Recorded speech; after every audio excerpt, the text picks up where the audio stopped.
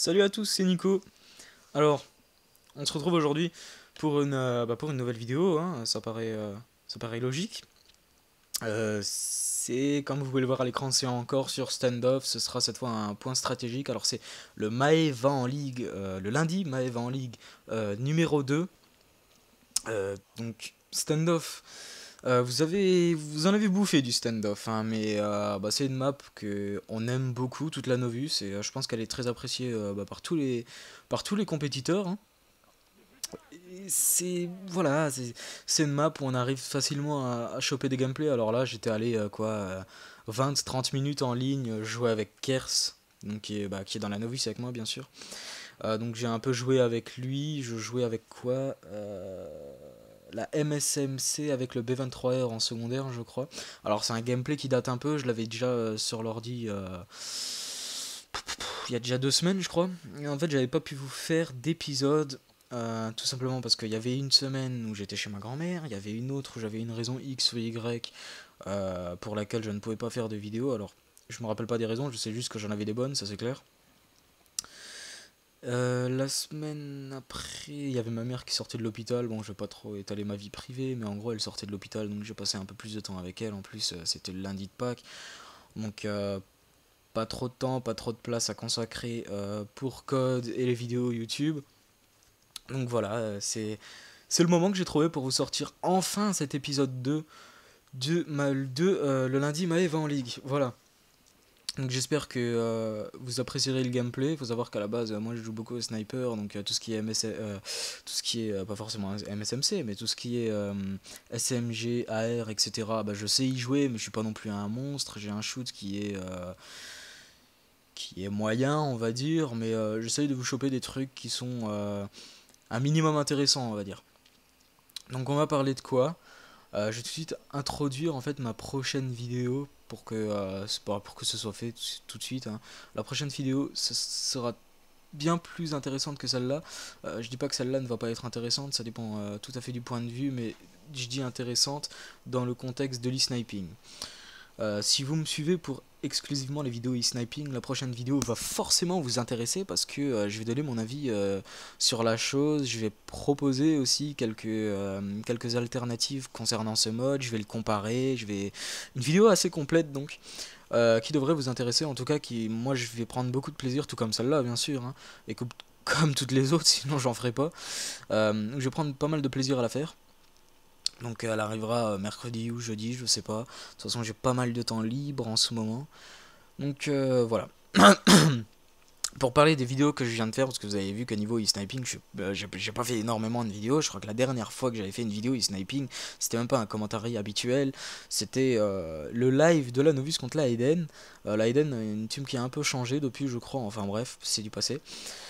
Et depuis cette vidéo, donc j'avais fait celle-là, qui apparemment avait beaucoup plu. Faut savoir que moi, contrairement à des commentateurs comme... je vais prendre celui qu'on a tous en tête, sur Yon, qui crie beaucoup, qui s'excite beaucoup. Moi, je m'excite que quand il y a des belles actions, parce que j'aime bien prendre un air posé. Je dis pas que ce qu'il fait c'est mauvais, hein. Moi j'adore l'entendre parler, mais moi personnellement, quand moi je commente quelque chose, quand moi je fais un shootcasting, où j'ai pris une prononciation bizarre quand j'ai dit ça, un shootcasting, bon enfin bref, je préfère avoir un ton posé. Voilà, c'est ma façon de faire, on va dire. Donc, je sais pas si ça vous plaît plus, mais apparemment ça avait bien plu, enfin bref. Et ensuite j'avais fait un commentaire en anglais, alors je vais expliquer pourquoi, parce qu'il y en a qui pourront me dire ouais, Manel, t'es français, t'es dans une team française, qu'est-ce que tu fais? Les sniping ça a été inventé pour la France à la base. Certes, mais moi je pense que dans toutes les compétitions, que ce soit le competitive sniping à l'époque, que ce soit le Desserto maintenant, vous n'êtes pas sans savoir, je pense qu'il y a eu la code XP là. Là quand je commente la vidéo, on est le dimanche 7 mars 23h06, donc la finale du loser bracket entre la Optic et la Farico vient de se terminer, la Farico a gagné. J'ai pas encore vu donc la grande finale, donc au moment où elle sera publiée je l'aurai vue. Mais au moment où je suis en train de parler, où je suis en train d'enregistrer la vidéo, je l'ai pas encore vu. Enfin bref, les teams anglaises sont généralement, je dis bien dans la grande globalité, à un niveau, à un cran au-dessus des teams francophones ou européennes. Alors ça dépend évidemment, c'est pas toutes, Dire par exemple, la Farico, le roster Farico, c'est les quoi? C'est les Impact. Ils sont européens, si je me trompe pas, ils étaient à la UGL. Donc voilà. Mais ce qui est anglophone est généralement à un niveau plus élevé que ce qui est francophone. Et je pense que ça peut que faire du bien. Parce que s'entraîner tout le temps contre les mêmes teams entre francophones, je sais pas si ça peut vraiment nous entraîner. Alors que s'entraîner contre des teams qui sont à un cran au-dessus, ça peut que vous faire progresser. En fait, s'entraîner contre des teams qui ont le même niveau que vous, ça vous fait garder la forme. Aller jouer contre des teams qui sont meilleurs, ça vous apprend des choses. Ça vous... c'est même pas de l'entraînement, ça vous booste. Ça vous force à être meilleur. Et ça vous rend meilleur. Donc c'est ça qui est intéressant dans les compétitions, d'avoir une parité entre ces deux communautés anglaises et françaises. Et je dis pas que j'ai changé le monde avec mon commentaire en anglais, bien loin de là même.